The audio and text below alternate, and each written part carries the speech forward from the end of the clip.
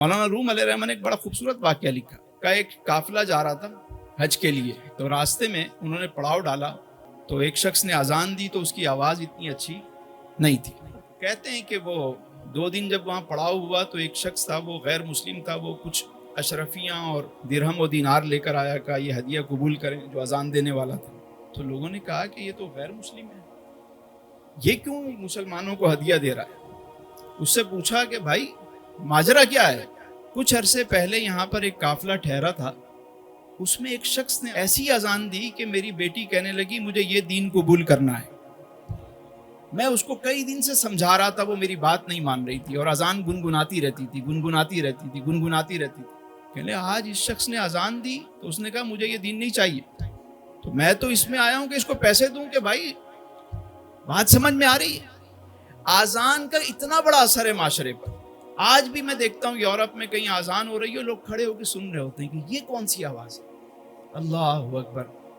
لوگ مطلب کتھارسس کے لیے سنتے ہیں، لوگ میڈیٹیشن کے لیے سنتے ہیں، لوگ اپنے کانوں کو سکون، روح کو سکون دینے کے لیے اذان سنتے ہیں۔ ہم اپنے معاشرے میں اس پہ کام کیوں نہیں کرتے بھائی؟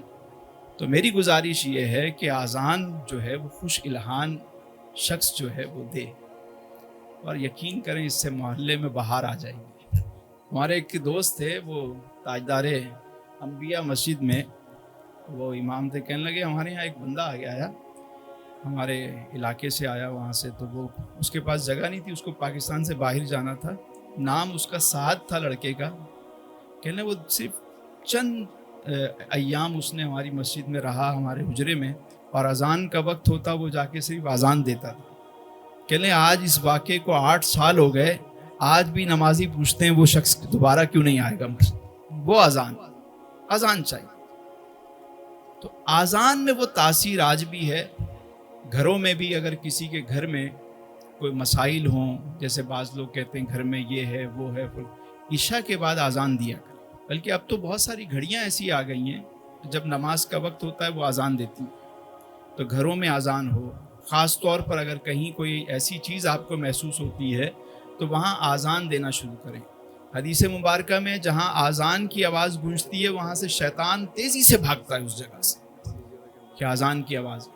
خوبصورت کلمات، اس میں اللہ کی بڑائی بیان ہو رہی ہے، وحدانیت کی گواہی ہے، اس میں حضور کی رسالت کی گواہی ہے۔ پھر کہا جاتا ہے حیا علی الصلاۃ، آؤ نماز کی طرف، حیا علی الفلاح، آؤ۔ یہ کامیابی کا راستہ، لیکن کامیابی کا راستہ بتانے والا بھی تو پھر ویسا ہو۔ اللہ کرے کہ دل میں اتر جائے میری بات۔ ایک اور بات بھی بڑی اہم ہے کہ میں دیکھتا ہوں کہ